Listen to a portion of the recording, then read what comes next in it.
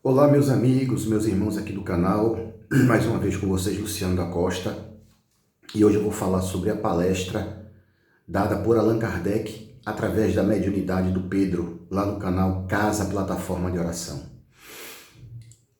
Foi uma palestra para mim incrível, muito impactante. Tudo aquilo que ele disse, aquilo que eu penso, que ao longo desses anos eu fui depurando meu conhecimento e fui percebendo. O que nós vamos trazer aqui hoje não tem o caráter de humilhar, de condenar, de julgar nossos irmãos do movimento espírita. Nós não temos autoridade moral. O nosso interesse não é apontar falhas. O nosso interesse é fazer uma análise, não é? Para que vocês reflitam. Porque quando existe um problema, a gente tem que identificar as causas desse problema. A gente tem que procurar fazer um levantamento, uma análise. E como eu conheço esse movimento, que eu já trilhei por ele há muitas décadas, eu comecei o meu estudo no Espiritismo, já falei aqui aos 11 anos de idade, aos 18 anos, aos 15 anos frequentei a Federação Espírita Pernambucana e depois me engajei numa casa espírita, depois trabalhei em outra, conheci vários trabalhos, mas depois senti a necessidade de buscar conhecimento da Umbanda, no esoterismo, no candomblé, na gnose, porque a gente tem que olhar em tudo, para a gente poder compreender. E ainda assim, a gente descobre que não sabe nada, que somos ignorantes do universo. Então, vamos fazer uma análise aqui da questão. Eu não pretendo esgotar o assunto é complexo, mas eu elaborei aqui cinco problemas que geram um atraso do movimento espírita. Mas antes de eu entrar nos 5 problemas, eu gostaria de pedir um apoio a vocês aqui no canal, se vocês quiserem contribuir para ajudar o nosso trabalho. Estamos com um projeto de preparar um livro, e isso é custo, isso não é tão simples. Levar essas ideias para que todos possam refletir, porque o preparo de um livro, ele leva tempo. Eu preparo o texto, depois eu reviso, não gosto, preparo novamente, por aí vai. O meu Pix é de celular, 81 99 742 6518. Então vamos lá para o problema. Eu falei de 5 problemas. Primeiro ponto é a origem dos espíritos. A maioria dos espíritos que compõem o movimento espírita são de religiosos do passado, ex-padres, ex-freiras, ou pessoas muito voltadas para o lado da religião e que tiveram a oportunidade de reencarnar para justamente ter uma visão melhor, uma visão menos religiosa, menos engessada, menos preconceituosa, menos limitada, porque a essência da filosofia espírita, ela impulsiona, ela sugere o indivíduo a ler e expandir a consciência e não ficar limitado naquilo ali, né? É essa a proposta. O segundo problema que nós identificamos também é que o movimento espírita, como são espíritos que trazem uma bagagem do passado, que trilharam na religião, nós recebemos uma educação religiosa do passado não para a gente se espiritualizar, não para a gente se desenvolver, pensar, buscar o conhecimento, ampliar nossa consciência perante a imensidão infinita do universo. A gente recebeu uma educação religiosa para ser controlado, para ser escravizado, porque isso ia gerar privilégios econômicos, sociais para uma determinada classe, não é? Isso acontece em todas as religiões. Claro, umas você observa menos o problema, mas outras, quando o sacerdócio é oficializado, rola muito dinheiro. E isso proporciona às pessoas que estão lá, o que acontece? O pessoal vive uma situação econômico-social bem melhor do que os seus adeptos, não é? A gente sabe disso. Não precisa entrar em detalhes aqui que vocês sabem do que eu estou falando. Então a educação religiosa do passado não foi para iluminar a criatura humana, não teve esse condão, não teve esse objetivo. O objetivo era, eu vou dizer que a morte não existe, que existe alguma coisa depois, mas eles têm que comer aqui na minha mão, eles têm que seguir a teoria do meu sacerdócio, da minha interpretação bíblica, e ainda hoje é assim. Acontece até do movimento espírita, na Umbanda, em todas as religiões. Acontece isso, gente. Não é um privilégio só do espiritismo, nem do catolicismo, nem do protestantismo, não. Não é? Lá mesmo na doutrina muçulmana de Maomé tem as duas correntes. Entre os católicos também, entre os evangélicos, né? Os donos da verdade, os pastores que ditam assim. Ao longo dos séculos, nós tivemos os concílios. O que eram os concílios? Um grupo de pessoas limitadas que dizia que aquele livro deveria constar no cânon, que foi examinado, se aquele conhecimento deveria ser interpretado assim. Então, primeiro ponto, origem dos espíritos que trabalham no movimento espírita. Predomínio no passado foram ex-religiosos. E segundo ponto, uma educação religiosa limitada, não é? Vamos para o terceiro ponto. Terceiro ponto nós chamaríamos de cultura espiritualista limitada. É um problema também que acontece no movimento espírita. As pessoas só leem poucos autores. É sempre as obras do Chico Xavier, do Divaldo Franco ou de outro autor, né? Eu não estou dizendo que essas obras são ruins, que elas não devem ser lidas, que elas não são maravilhosas. Elas são incríveis, são top, são ótimas.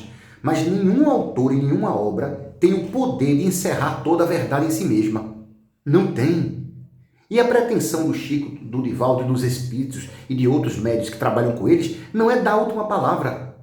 A culpa não está neles, a culpa está no povo que estuda aquilo ali e só você vai assistir uma palestra de um orador espírita, ele cita porque Emmanuel, porque Joana de Ângela, e cadê os outros autores? Allan Kardec teve uma colocação brilhante lá na codificação, quando ele disse assim, se você quiser conhecer uma cidade, você não pode apenas ir nos bairros nobres, você também tem que ir nos bairros os bairros mais pobres, entendeu? Então você não pode apenas ouvir o mundo espiritual por um lado, você tem que ouvir por vários lados. Era essa a ideia de Allan Kardec, entendeu? Então, cultura espiritualista limitada é outro ponto. Vamos imaginar um outro ponto. Interpretação equivocada. Eu vou dar um exemplo a vocês aqui de um caso emblemático que eu participei. Eu participei dessa brincadeira que fizeram, mas ele vai dar uma ideia do que eu quero a vocês. O espírito André Luiz, o famoso médico André Luiz, que é um pseudônimo. O nome dele não é André Luiz, não é? É outro nome.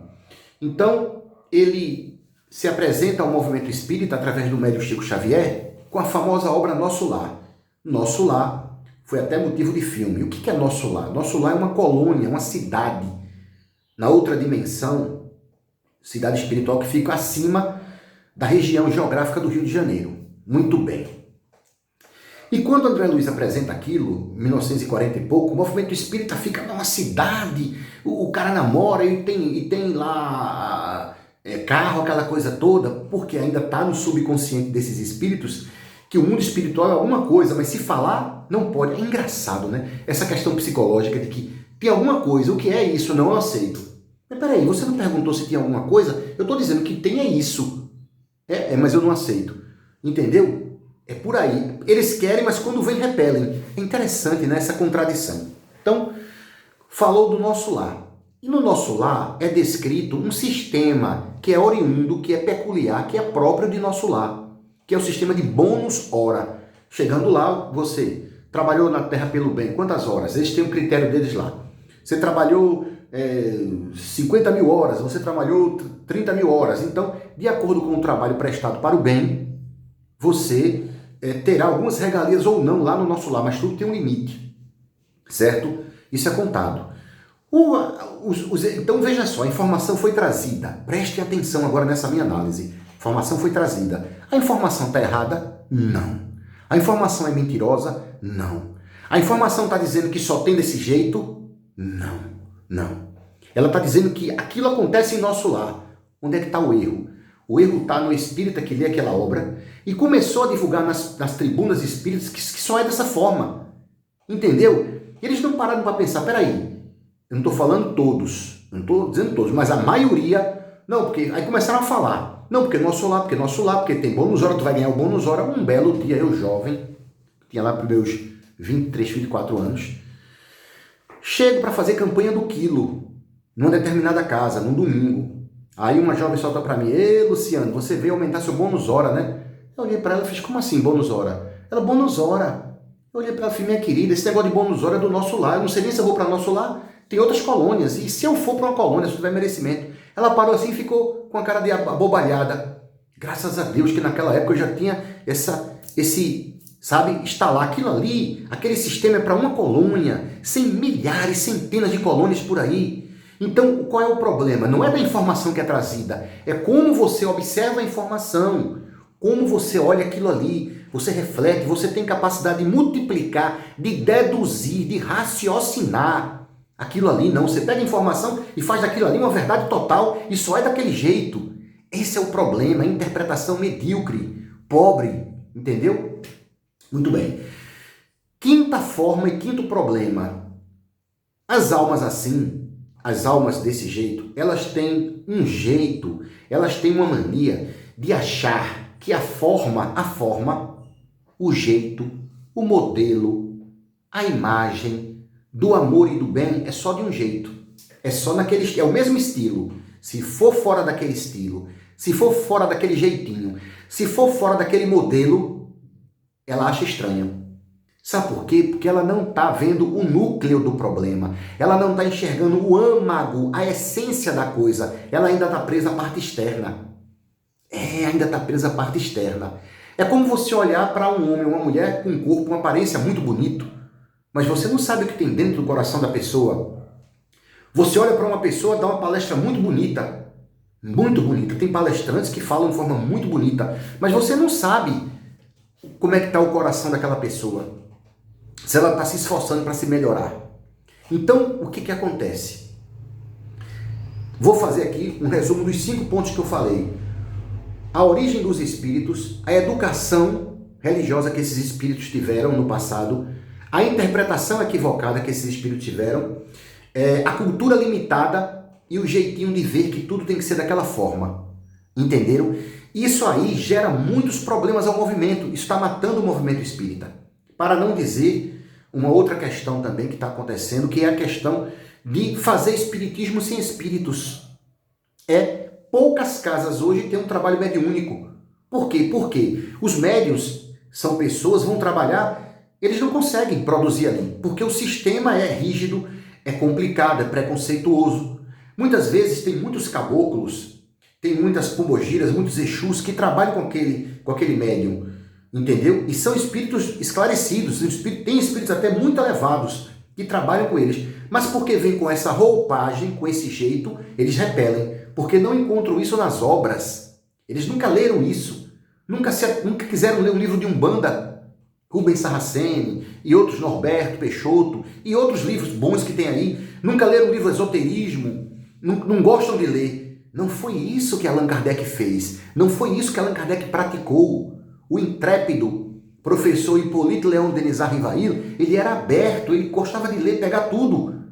Mas hoje o movimento espírita está limitado. Isso gera problemas no movimento e é isso que está acontecendo. Então a palestra dada por Allan Kardec na Casa Plataforma foi incrível. Eu amei aquela palestra, é tudo que eu queria dizer. E fica aqui essa pequena observação para vocês. Reflitam nisso que eu estou dizendo, tá? Um beijo carinhoso, um abraço, muito obrigado. E se puderem dar uma força ao canal, eu agradeço. Muito obrigado.